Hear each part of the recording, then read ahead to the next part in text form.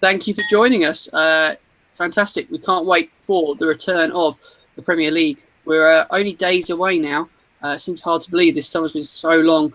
We're finally there. And one of the biggest, most interesting sides to the Premier League, I think, is the relegation battle.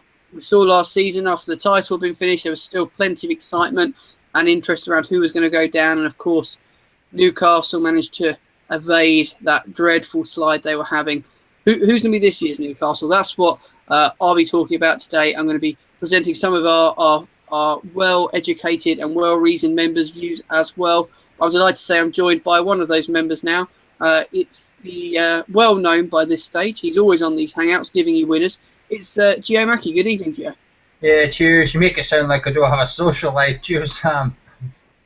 Well, as far as we're concerned, we've commandeered you now, Gio. Your friends can wait, and we need to get those tips and bits of information from you regarding the relegation battle. We've got plenty of your views to be shared as well. Don't worry about that. We love hearing them. Keep them coming in. We're across all the different social media channels. And, of course, you can win some really good free bets by going to our website and just putting your reasoning on football results, horse racing, anything you like. There's a full variety there. So do go and check out the website as well. But let's move on to our relegation battle. We're going to start, I suppose, Gio, at the beginning by popping the odds up on the screen so everyone at home can see at today's prices where we're at. So Watford head the market at the moment, followed by Norwich and then Bournemouth. Interesting which order they've got those round in. We'll have a chat about that shortly as well. Then it's of the existing Premier League teams, if you like. Sunderland, who are sat there at around the 2-1 mark. You've got Aston Villa, who have obviously suffered a big depletion of squad numbers and quality players leaving them.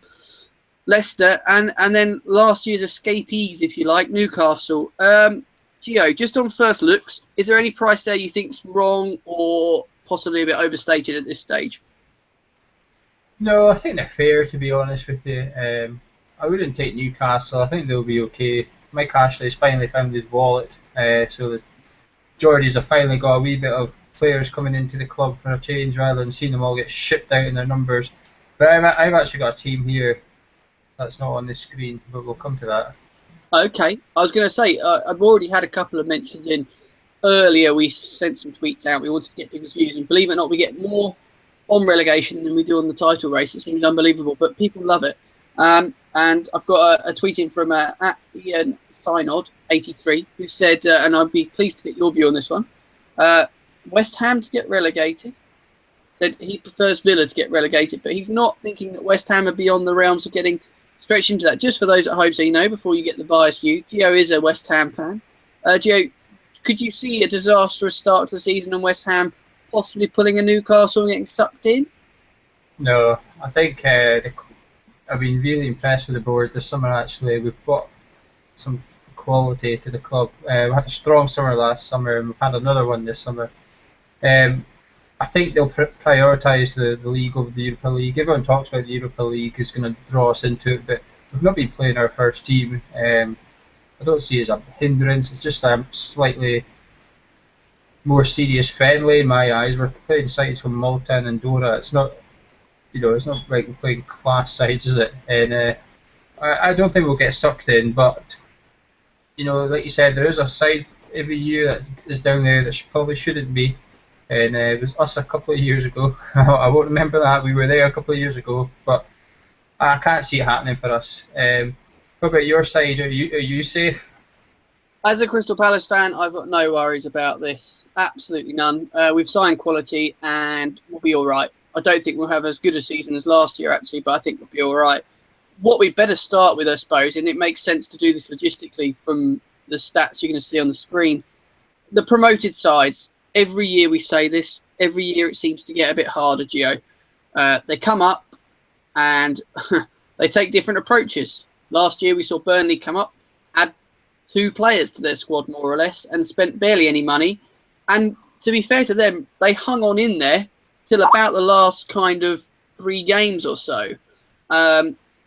It wasn't enough, unfortunately, with what they added to their side. But then at the same time, we have seen teams go crazy, spend big, and go straight back down. It appears from the transfer market so far that we've seen that Watford are taking the buy a brand new team approach. Norwich are taking the buy no one approach and stick with who got them there, and a few of them were there the last time around and have Premier League experience. And Bournemouth are probably in between the two, and they know they've needed to add some quality, and that's what they've endeavoured to do. They've not probably pulled off some of their bigger signings they were going for, but of those approaches, which do you think makes most sense? I think you have to spend. I think Burnley major shot themselves in their foot last year. I know they had to save and they're not big enough to spend, but the gap's only going to get bigger with the new TV deal. So if you come up, and I think you have to take a risk, and we're starting to see Championship clubs now take a risk and spend some cash to get into the Premier League. I think the longer you're out of it, the gap's just going to keep on widening. I think Bournemouth actually will spend a lot of money at the end of the transfer window. I think they'll be the ones that are really busy on the last day of the transfer window, because they'll be picking up the scraps from the bigger sides, if you like. Like you said, they've struggled to get the bigger signings in for now, but once the squads are finalised and there's spares going about, I think they'll be decided to kind of pick them up, if you like. It's staggering, isn't it, when you read that first stat on the screen that since the league was reduced to 20 sides, you're looking at nearly 50% of promoted teams get relegated in their first season. So of the three that come up, you're not going to expect all three to go back down. If I had to make you pick one team right now, nail colours to the mast, from what you've seen of them last season and what you've seen of their signings and possibly a bit of pre-season, who would you feel has the best chance of survival, bearing in mind both Watford and obviously more recently Norwich have been in this league? For Bournemouth, it's a brand new adventure. I'd love to get your take on who you think is going to be the best of the new boys. Norwich for me. I really like Alex Neil. I think he's a fantastic manager. Obviously being Scottish, he was at Hamilton for ages, and he had them at the top. Before he went to Norwich, he had Hamilton at the top of the league for a long time, and after he left, they plummeted, and that's all that happened. It was just the manager leaving. There was no mass destruction of the team with that. And when he went to Norwich, they're unbeatable. They've been winning. They've had a really good pre-season as well. Actually, Norwich are still banging in the goals, and I've seen a couple of blogs on LBG, a couple of people tipping them to finish in the top 10 at around about 12-1, and it's got me tempted actually, that price. Well, I suppose you could look at saying there's an argument for it if they have a good start and the league gets quite compacted. We've seen that on the last day of the season, people getting 3 points and going up 3 places. So it's not beyond the realms of possibility. I couldn't have it myself. I think it'd be a huge shock. Watford obviously seem to have plenty of money to spend. Beg stealing and borrowing from clubs that their owner seems to have fingers in pies of. Do you like that approach, though? Because a lot of those players are unproven, much like the manager in the Premier League. It's risky, isn't it? Because, like you said, they're unproven, and it's almost like the owner's moving his assets about, isn't it? He just seems to be putting players where he thinks he'll go. I hope they stick with the same team that took them up as much as they can, because they were really impressive last season. I thought Watford. Sorry, I thought they were quite impressive. The manager scenario does scare me a little bit. I do wonder what went on there. Do you think perhaps Watford, bear in mind they went through about 4 managers last season, do you think this man's going to be under a lot of pressure? Yeah, definitely. He's got to win the dressing room round as well, because obviously the manager got promoted, disappeared, couldn't be a new deal, and that is the sort of things that shakes a little alarm bell in my head, if you like. Same with what went on at Leicester City in the summer, but we'll cover them. I think it's hard, isn't it? I mean, I've read a lot of the blogs on OBG, and there's a good one from David G3907, and a lot of people have different views. Relegation is one of those things that, it's a thing that teams get sucked into a bit blindsided, and I must say, at least teams that come up, they won't have that fear, if you like. It's all new and a bit exciting, and I still think you get a bit more out of players that have played at a lower league and never experienced it before. A lot of people probably question that and think, they'll be trapped in the headlights, not used to the pace of the game. I think if anything, they're going to play that a bit better. It's like a cup tie almost, the first 5 games. Whether they get anything or not, I mean, the amount of times you see the first game of the season when it's a promoted team against a big boy and they give them a good scare, they don't usually get points. But you remember Fulham at Old Trafford, for example, a few years ago when they'd first come up. I think plenty of teams can do it. Of the 3, I must say, there seems to be more of a warming towards Bournemouth within OLBG member ranks in sticking up. I mean, in that particular blog I mentioned, it's a case of, will their flair get them results? Will they play football that's going to be effective or pretty? And can they, if they come up against a top-class side, are they going to be able to outpass Manchester United, outpass, an Arsenal? They're not. Whereas, can Norwich probably go a bit more direct and get the points? I'd say they've got more of a chance. Yeah, Bournemouth do worry me a little. Don't get me wrong, I really admire how they play, and I love what they were really good to watch last season. Easy and I think if there was a top manager's job to come up, I think Eddie Howe would be on the list probably for them. Not a lot of fans would complain if it took him there, but I do worry that they're going to try and, like you say, outplay the better sides on paper, and it might just come back to haunt them a little bit, because if they open up against the bigger sides, some of those bigger sides will just cut through them. But it's a fairy tale, though, isn't it? Oh, definitely. And I think it's a case of, if they can achieve and play the football that got them promoted and survive in the Premier League, it will be a true miracle. They've made some good acquisitions, though. They've not looked to buy stupid. I think they've bought smartly. A couple of older veterans on longer-term deals. I know they've been in for Ricky Lambert on and off, and it looks like they're going to go for that type of player, I think. Be interesting to see where they go. So give me your one to go down, your one to stay up, and the one you're not sure on. Stay up Norwich. Go down Watford, and Bournemouth I'm not sure of. But it's 20-1 for them all to stay up, and I'm on that bet. I think all three of them will survive this season. Wow. I'm trying to recall the last time all three have stayed up, if there has ever been that. I'm happy to put my neck on the line this one. I think it's really good value, 20-1. I think it's a massive price. I think there's a lot of poor teams in there, and I suppose it makes sense for us to move on to them. Where's the first team? Give us your first one, Gio, that you think could be in peril, shall we say, an existing side that you think could be going down this year. Your strongest feeling. I think a lot of neutrals will agree with this one, and that's Aston Villa. I think their two best players have gone. I think it said the 11 that started the FA Cup final, I think 5 have now left the club. That's got to be a bit worrying for an Aston Villa fan. I can see that angle. Nico70, who's a very popular OLBG member, I know he's put that he has some concerns around them, and he points out, obviously, much like Tommy Buckley does as well. Hello to you both. They both pointed out about Cambiasso leaving. You lose your player of the year, whether you're Real Madrid, Barcelona, or Leicester, it's going to take a huge hit on you to lose your player of the year. I think he's the sort of player, Cambiasso, that should be at an Arsenal, even at this stage of his career, because I think he could offer a team like that something. Leicester, whilst they've got money, do you feel that a Leicester is possibly another team a bit like a Villa that have lost their best player and haven't seemed to replace them with anything? It's losing the manager that concerns me for Leicester. I don't think Claudio Ranieri is a very good appointment myself. His CV is not very impressive, is it? Do you think he's a bit like a Sven nowadays? He came with a big reputation, he's failed at a few bigger clubs, and now it's paycheck to paycheck management, really. He can't be excited by that job, let's be honest, when you think he used to manage Chelsea. Yeah, I just don't get it, though. I mean, let's be realistic. He got beat by the Faroe Islands as manager of Greece. I'd expect you to beat the Faroe Islands as the manager of Greece. I'd expect to be able to play for Greece and still be able to probably get them a result as player manager. Obviously, whatever happened with the manager that was there previously, he had the dressing room. He might not have had a good relationship with the chairman, and it's fair to say that this summer's not gone well. Ranieri definitely wanted him to stay, Cambiasso, and he's not. So it's already a bit of a kick in the teeth, especially if he goes and signs for another Premier League team, which isn't beyond the realms of possibility. I would be worried. I'd have Leicester and Aston Villa probably out the two.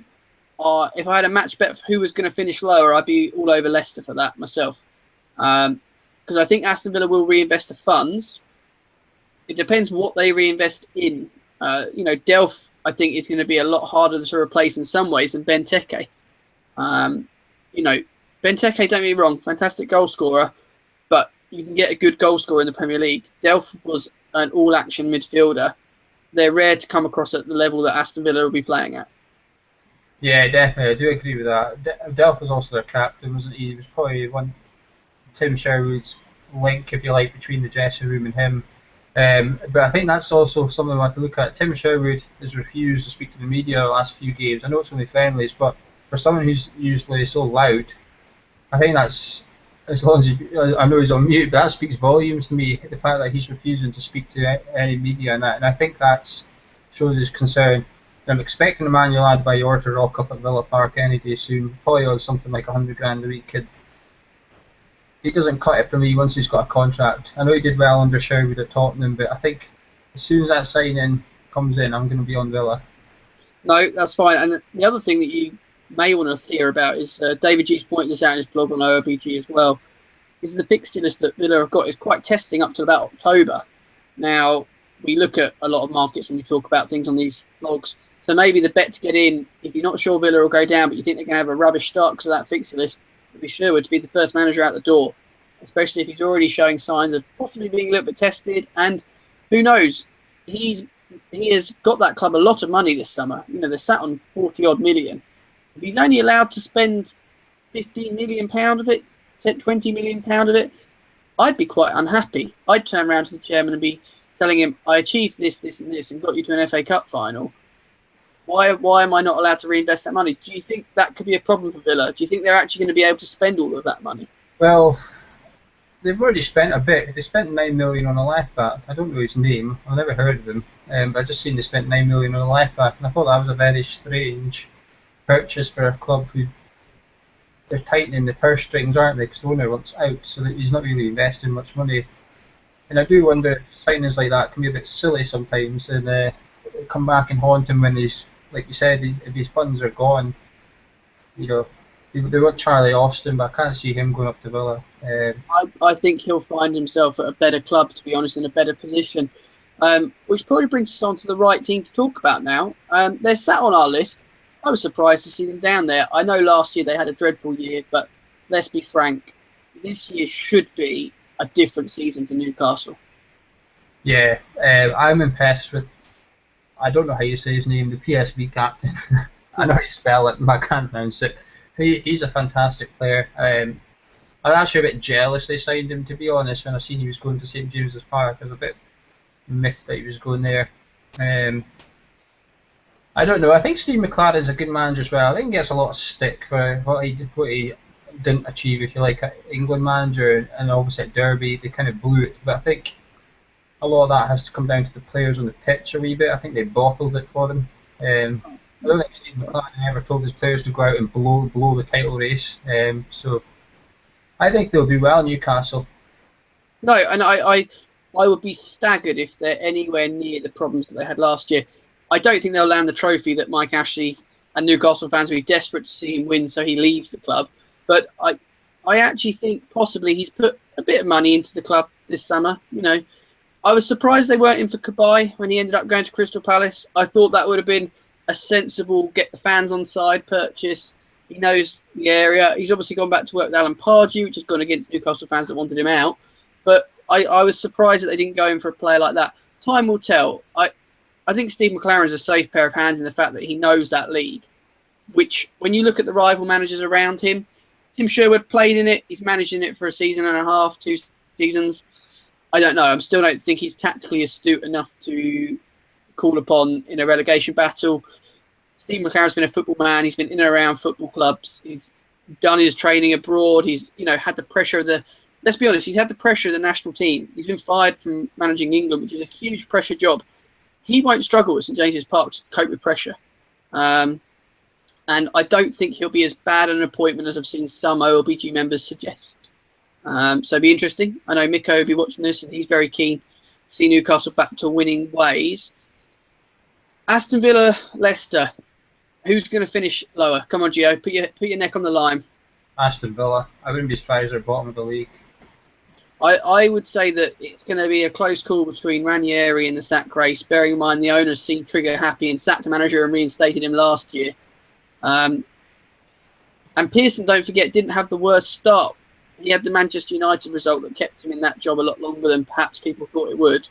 But he didn't have the worst start. and they tried to get rid of him, or they did and reinstated him. I think it's going to be difficult for Ranieri. I think he's just not the right man. He doesn't look like a man that will relish a fight. Put him in charge of Swansea, probably getting playing some nice football in Europa League. Put him in charge of a team that need firing up and probably need some investment and quality Premier League level players. Don't think he's right for them. But who knows? We could be wrong. That's the great thing about these videos. And your views as well. Keep them coming in across all the different platforms. We love reading your blogs and different areas like that. Gio, a couple of teams further up the potential table that we should mention. Bear in mind this is relegation, and unless you're looking at the top 6, other teams can come into the equation. No team's too good to go down, as all West Ham fans will remember when their team of stars got relegated. You look wincingly at the camera. Who could get a little bit sucked in this season? Who do you think we might be sat here going, well, it's not that much of a surprise when we come to May time and they're down there needing 3 points to stay up? I think Mr. Safety Hands is going to struggle this year with Mr. Tony Pulis. I think West Brom are going to struggle. I've been keeping an eye on their transfer because I didn't really like them last season. They didn't really inspire me. And then I've been keeping an eye on their transfer news and what's going on. And their signings haven't impressed me very much. They're going after players and they're getting knocked back by them. That's Alex McCarthy away to reject West Brom to go to your Crystal Palace as well. That should be a slap in the face to West Brom. The fact that, with the respect to Crystal Palace, they should be on the same level, but there's players opting to go elsewhere than the Hawthorns, and I think 5-1 is a nice price. And I know he's never been relegated, etc., but he also bails when the going gets tough. I was going to bring that up, actually, Gio. Believe it or not, we were obviously reading off the same script because I had West Brom down as probably my existing Prem team outside of the obvious ones that might get sucked in. On the face of it, you don't see it happening. They've got Tony Pulis. They've had a few players sign longer-term deals. They ended the season playing okay. But you've got a player in Sahid Birahino who I don't think is going to want to stick around much longer. He's the sort of player that could rock up at Liverpool on deadline day. He could rock up at Spurs. He's good enough. It's just a case of if the right deals happen that he leaves.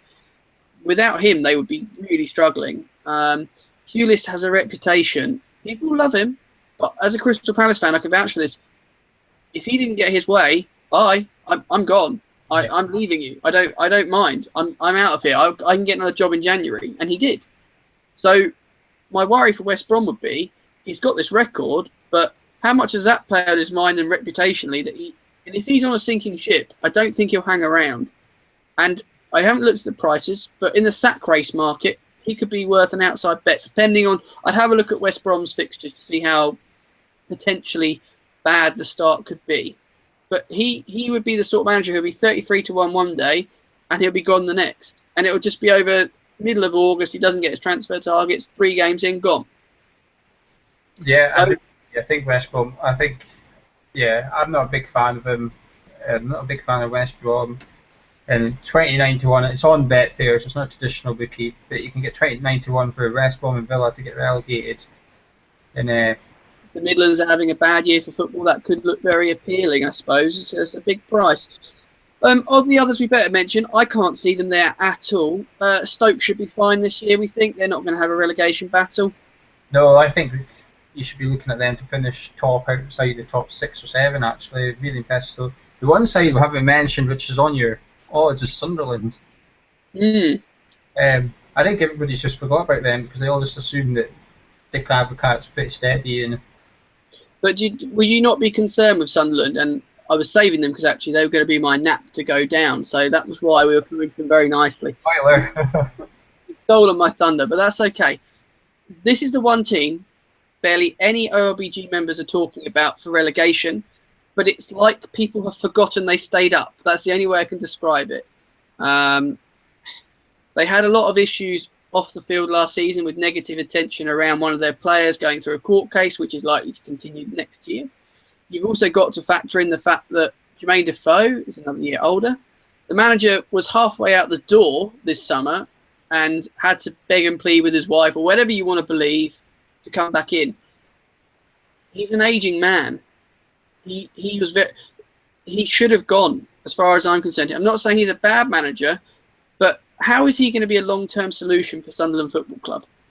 I don't think he is. I think they're just looking at the short term. That's just survive. As long as we survive and we get that pie when the TV money boots in and the money just goes ridiculous.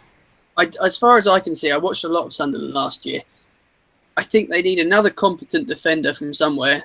They need a couple of midfielders, and I'd say striker-wise, I don't think Steve Fletcher's a bad striker, and I certainly know Jermaine Defoe isn't. And I think the problem lies behind them. Connor Wickham as well seems to pop up with goals when he needs to. It's the supply lines, if you like, and that's where they struggle. My feeling will be Sunderland will go next year. And I'd be tempted to look at them over Villa with money to spend, and albeit a manager that's slightly inexperienced, but seems to be able to motivate his players. Don't forget, he did get Villa to a cup final last year. That's sensational, really. Yeah, I do agree. I don't know. I think Sunderland will be safe. I don't think they're going to be anywhere near the top half. I think they'll be the team. There's always a team that sits 14th or 15th all season. They just win one week, lose the next, and don't go up or down. I think that's going to be Sunderland. I think. Who's got the better squad though, Gio? On paper, would you, if I had to give you a squad to replace West Ham, would you take Leicester's squad or Sunderland's squad? Probably Leicester's, but Claudio Ranieri massively worries me. This is going to be the thing. So I definitely think the sack race is going to be something. We'll be doing a feature on the sack race before the start of the season because it's a fascinating bet and you can get some great odds, and we really enjoy it. So, Gio, are you going to stick to your guns and have a couple of different bets for relegation? Then you can round them up for us. We're going to go with all three to stay up at 20-1 of the promoted teams. Yeah, I'm sticking with that. I put money on it. My own money is on it. My hard-earned cash is down already, just in case the market comes in. And the 29-1 with West Brom and Villa as well. I think them two and Leicester are my three to go. I think. You're putting all your eggs in the promoted teams, doing some serious business and playing some serious. The thing is, you can cover that 20-1. All you need is then to punt on either Watford or Bournemouth to go down or Norwich to go down with the same stake, and as long as that happens, you get your stake back. That's a fair point to make. I had a couple of suggested tweets in that we should probably have a little mention about, and it's from our good friend Mr. Buckby, who's an OBG member that's particularly profitable, and he was mentioning the fact that he actually went for the bet for Sunderland to go over 40 points. Interesting, considering I think there could be a lot of teams down there. I'd probably go against it, but that's a fair view to have. And he mentioned D. Goddard, our wonderful PR rep. The bet he picked out was Sunderland to be lowest scorers, which backs up my point that whilst they might have players that you associate with goals, Jermaine Defoe wasn't scoring many last season, was he? No. Did he give you a price for that? I haven't got it on the screen, but I shall endeavour to put it up, and we'll put it in the descriptions. But lower scorers is a market we'll be looking at in later detail, and I can see some value there. Yeah, I do agree, but I don't think they'll concede much either, so that's the thing. I think when he took over Sunderland, they became a unit. They worked and played as a team. I seen Jermaine Defoe tracking back with the card badge. You need to get your collector's badge for that one. So what about West Brom? Are we going to have a little suggested punt that they could go? I think so. I think they're the outside team. 5-1's an alright value, I think, for them to go. But like you said, you'd probably get a lot better value looking at Tony Pulis to disappear. Well, we'll come on to that on another video fairly shortly, guys. I want to say thank you for all your suggestions that you sent in to us. Keep doing it. These videos will be back throughout the season. We want to get as many of you involved. So even if it's via social media or if it's you actually coming on and joining us, Gio and me are not afraid of company. And sometimes we need it when our bets are going out the window. It's great to have all you OLBG members involved. I suppose the next thing to say is onwards with the season, and we're really looking forward to it. Keep tuned, and we can play us back in the season and see just how wrong Gio was when Aston Villa put a late surge in up the table and Leicester are playing in Europa League the season after that. But who knows? Gio, thank you very much for your thoughts. No bother at all. Cheers, Sam. Thank you very much. Thank you for watching, guys, and keep tuned for our next video. Just click the subscribe button and you get them sent straight to you.